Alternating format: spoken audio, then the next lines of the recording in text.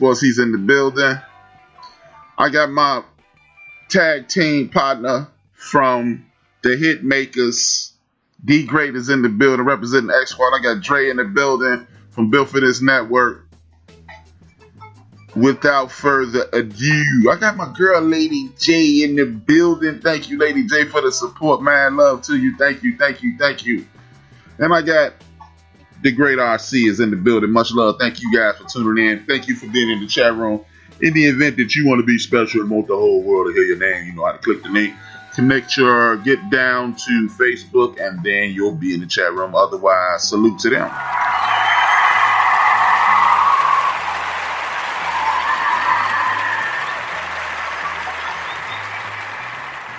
I will announce you guys in due time as you come in. I got my girl from New Max Radio just stepped in after my show. You get a chance to cool off, go take a shower. It's going to be heated after my show. And then go get your smoking jacket, your cigar, and your cognac. And get naked and listen to my girl Gigi and my man Mandelion, the Al Capone of the microphone. Former lead singer of the Commodores. Don't let them know I say that. Don't let them know I say that. But that's my man, Mandelion. Him and his wife, two of the best people I ever come in contact with. Awesome people. Tune in to their show later. It's going down. Because I'll be there. And if you ain't there, you square. How about that? Before Big Illnois chimes in, and maybe I need to open up the phone line because he probably already chimed in and I ain't paying attention. But I want to get on this NCAA thing, man. I'm not shouting out the NCAA for not putting our young people's lives in danger. I'm not going to give you credit for doing something that you're supposed to do. If I'm going to get an NCAA credit for not putting our young people's lives in danger, why don't I give everybody in the chat room credit for washing their ass this morning and feeding themselves too? Because that's what you have to do. You're supposed to take care of yourself. You're supposed to take care of young people. The NCAA is the most corrupt situation in the history of get downs in America, if you ask me. Because you keep telling me you're out here for the kids. Y'all not out here for no damn kids. Y'all out here for the bread. And if you thought you can get away with jeopardizing these kids' lives, you would've. I'm not trying to hear it. Y'all could big ups. Oh man, they finally did the right thing. They didn't do the right thing. What they did was dodge a bullet in regards to liability. Let's just be honest. They dodged the bullet in regards to liability. Another thing they potentially did is this. The leader of the National Association of College Athletics, Mark Emmert, you haven't heard a word from him. He is a captain of industry, and you haven't heard a word from him. What you are seeing is this dude sit back in the cut while these presidents of these universities make complete asses of themselves. And then what he's going to do is step up and say, see, this is how y'all should have done it. See, you let people who are underlings and second-class citizens make fools of themselves, and then a true leader steps in. Or in this case, a true pimp steps in. I'm not honoring nothing him or the NCAA has done. Let's start at the top of the food chain. The young people. We listening to the young people and their parents. First of all, you ain't never listened to the young people and their damn parents. Never.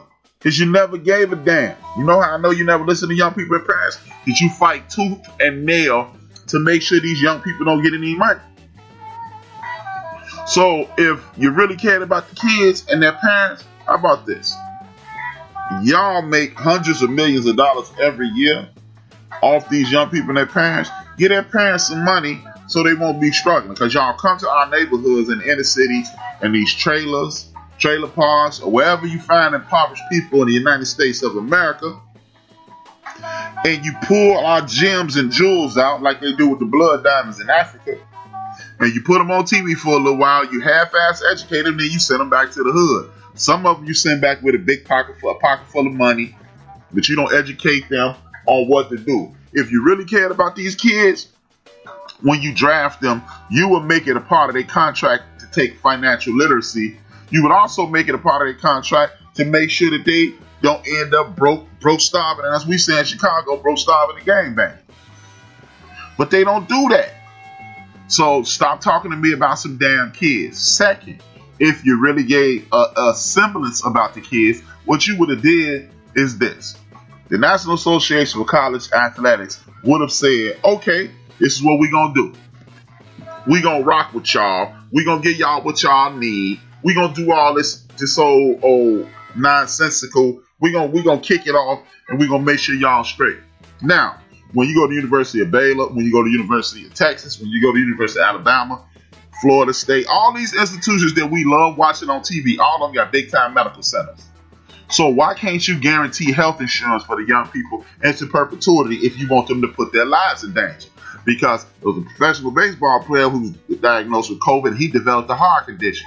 So according to the Major League Baseball contract, he'd been in the league for a certain amount of time. He got health insurance for the rest of his life.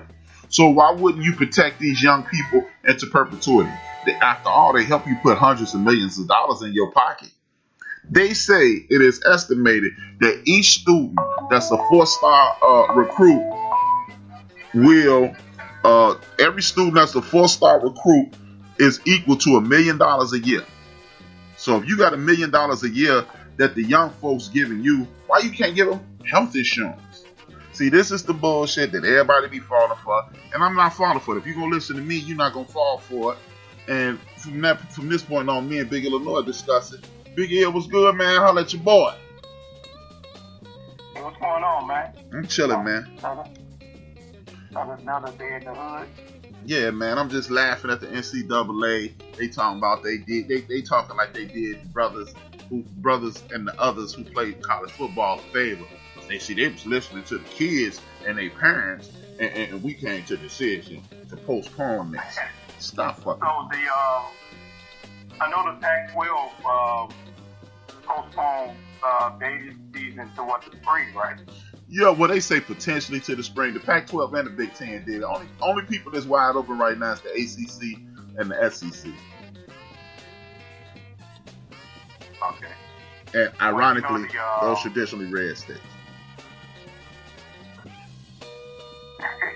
Yeah, because you know the president wants them to play. Right. You dig that, Yeah.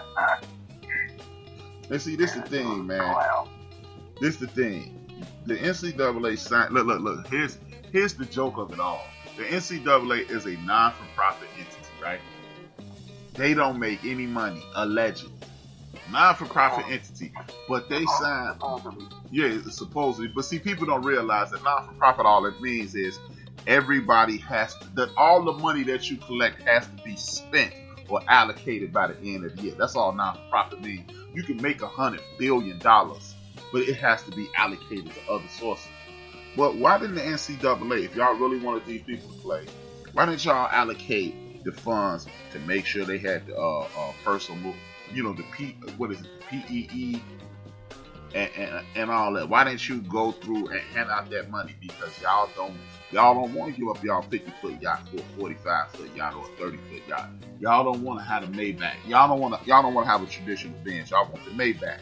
Y'all don't want to step down of whatever y'all doing to help out these poor motherfuckers, poor and disenfranchised motherfuckers. So I don't want to get none of that. Your thoughts on that, bro?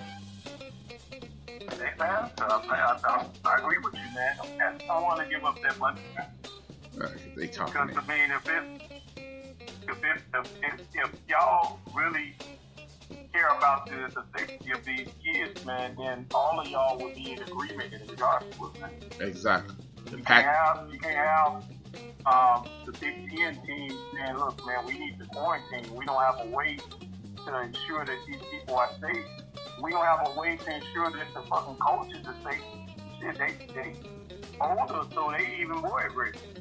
And the coach. But you got Nick Saban on TV talking about that they'll be safer playing on the field than at home going to a bar or something. Right.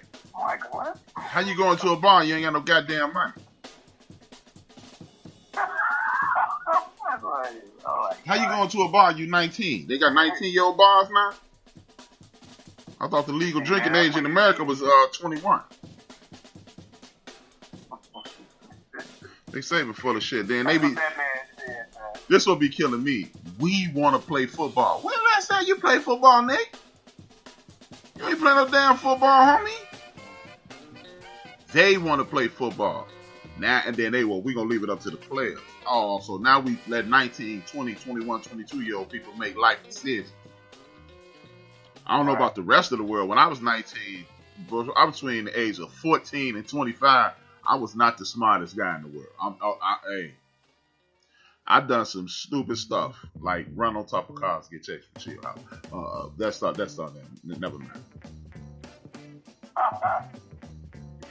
And yeah.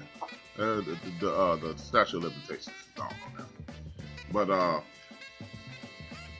let me see. Let's stick this chat room. Bama just said something. I love Alabama for saving on that bullshit with that statement. I said that yesterday. Shout out to Bama, man. I think Jungle said something too a little while ago. Salutations to Kirby, the official claim jumper of Spreaker. All it takes is your team to win 4 games in a row, and Kirby been a fan since 1975. That's all it takes. Anybody in the chat room, if your team go on a 4-game winning streak, Kirby has been a fan, and then he always try to throw it in there, like he be like he go to the throwback outfit. Since this outfit, yeah, I know. Shout out to Kirby. You a Tampa Bay Bucs fan now? Yeah, he's a Tampa Bay Buccaneer fan now. You see, you was joking, but the man running around here with Tampa Bay drawers on right now. He sent me a picture. He was getting dressed this morning. You know, I got these new joints. Yo, HRap, I got the new joints. I was like, guys, can't get a claim, jump. Hey, man, reverse that.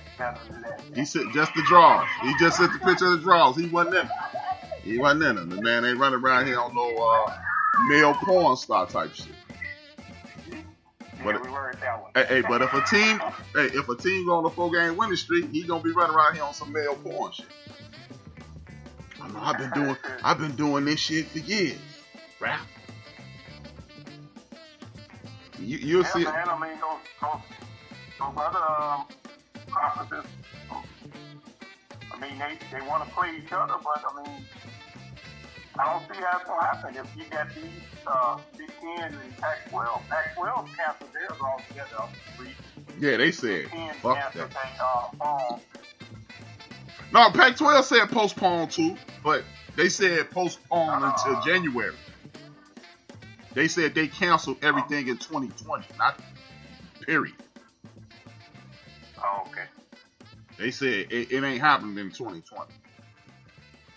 So that's how they was able to CYA. But it's just still a bunch of bullshit, man. It's like, what do you mean, man? You putting kids' lives in danger, but you don't want to get nobody. You don't want to chop up no money. Oh, and by the way, Scott Frost, head coach Nebraska. You know, Nebraska been in the Big Ten for the last 10 years, and he pump fake. Yeah. He want to play somewhere else. Yeah. Get this. Do you know that the Big Ten Conference gives Nebraska $52 million a year from the TV revenue, right? $52 million. And you keep hearing these creeps on TV say, well, what about the schools that football is keeping them together? I just happened to look up the smallest school in the Big Ten, right? Which just happens to be Northwestern University. 8,200, roughly 8,300, but we only gonna get up 8,200 students at $56,000 a year. It was a little more, but I rounded down to 56,000 even. That's $460 million. That's the smallest school in the Big Ten. Now, let's just cut $450 million in half. So are you telling me I did everything in half? So that means half the student body, half of what they pay. So you telling me it's some schools out here that can't survive off $225 million a year? And that makes a lot of right. No, but I'm looking at the HBCUs. They surviving off less than $225 million a year. Hell, Howard only got like a $225 million endowment. So where are these schools that's surviving on football revenue? Because if the last time I checked, I mean,